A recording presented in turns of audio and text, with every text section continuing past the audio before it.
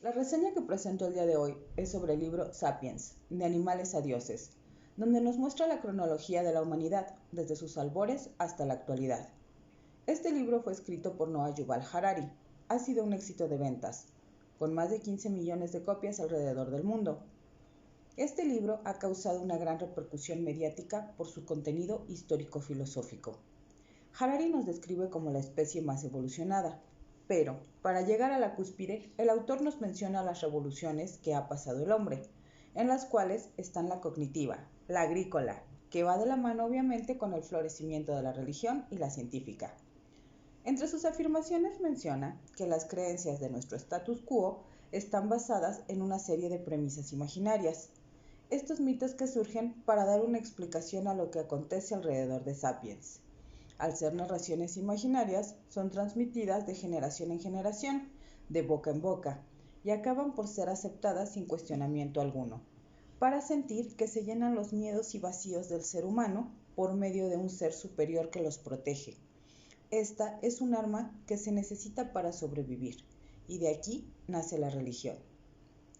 También nos menciona que la psicología de Sapiens comenzó hace 10.000 años con la revolución agrícola, pasando de ser nómadas, cazadores y salvajes a convertirnos en la especie dominante, como sedentarios.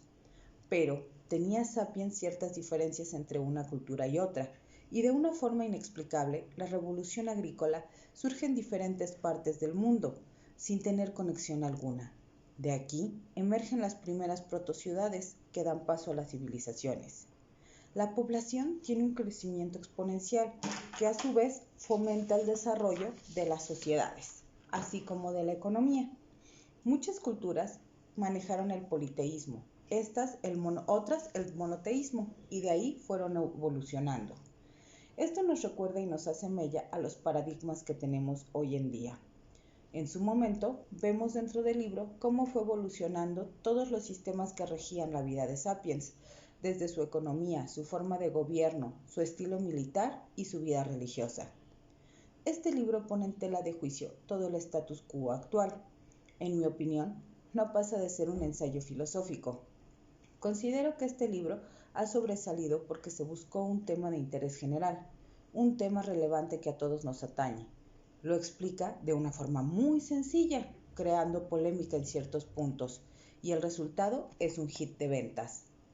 Habla de temas como la naturaleza del hombre, de sus miedos, sus necesidades y deseos. ¿Qué decir de la comunicación? Que reduce a final de cuenta que nació por la necesidad de chismorrear para poder sociabilizar y sobresalir. Esto empieza a evolucionar hasta lo que tenemos hoy en día. La ficción en el auge de la especie, o bien cómo el capitalismo llega a ser una especie de religión y una necesidad de tener consumidores, a lo que a final de cuentas caemos también en el contexto de la idea de que todos los hombres son iguales, mencionando incluso cómo en la lucha por la libertad seguían teniendo esclavos. Para mí no es una verdad absoluta y no lo puedo ver como una base científica. La cuestión medular que gira en torno del libro Sapiens es la siguiente pregunta. ¿Por qué los Homo sapiens tuvieron la capacidad de construir una civilización tan sofisticada y cosmopolita? Entre las múltiples teorías menciono tres. La primera, que el cerebro del hombre evolucionó mucho más que otras especies. En este caso no estamos muy de acuerdo porque lo mismo sucedió con los delfines. En el caso 2 hablamos del lenguaje y la comunicación y regresamos al mismo contexto de los delfines que tienen una capacidad de interactuar entre ellos impresionante. La tercera, el desarrollo de la sociedad y las estructuras sociales. Pero en este caso podemos observar, por ejemplo, a los simios que también la tienen, a las abejas, y pues bueno, yo jamás he visto una abeja quejarse de que tenga que trabajar arduamente para mantener a la reina y que ésta pueda seguir produciendo más huevecillos. Por lo tanto, Harari termina por afirmar en este punto que es por la capacidad de imaginar. Sapiens es el único ser que cuenta con esta habilidad, el poder de visualizar algo que jamás ha visto. Esto le lleva a la concepción de la religión, la justicia y desde luego conceptos mucho más abstractos, como lo son la invención del dinero. Este es solamente un papel, si vemos un billete, y tiene muchos dibujos, pero nosotros le otorgamos un valor. En el mundo hay diferentes tipos de moneda de cambio, pesos, dólares, euros, y es una idea compartida que todos respetamos. Ahora bien, este papel, si lo pongo en la mesa, no me lo puedo comer. Si tengo frío, no me puedo cobijar con él. Y si tengo problemas de salud, pues tampoco es un papel que me va a otorgar la salud. Pero lo que sí puedo hacer, y es donde entra su magia, es ir con esta idea abstracta e intercambiarlo por productos y servicios reales. Puedo ir a un restaurante y con esto alimentarme. Puedo ir a una tienda de ropa y comprar un abrigo que me quite el frío. Puedo ir con un médico y, por medio de las recetas y medicamentos, recuperar mi buena salud. Este es el concepto del dinero, que surge como respuesta a la problemática que se tenía con el trueque y de manejar de una manera equitativa los intercambios. Ahora bien, para Harari, la ciencia es algo similar. Él nos menciona que los científicos suelen asumir que no hay teorías correctas, por lo cual la verdad es una prueba inadecuada para el conocimiento. La prueba real es la utilidad de la teoría, que nos permite construir nuevos contextos. Es cuando tenemos la certeza de lo que puede ser útil o no. También nos menciona que la ciencia es una herramienta para obtener el poder. Al final, la ciencia habla de los grandes acontecimientos del universo. Entre ellos podemos mencionar la teoría del Big Bang, la formación de las primeras estrellas, el nacimiento de la Vía Láctea, el nacimiento del sistema solar y hablando específicamente en el caso del hombre del método científico.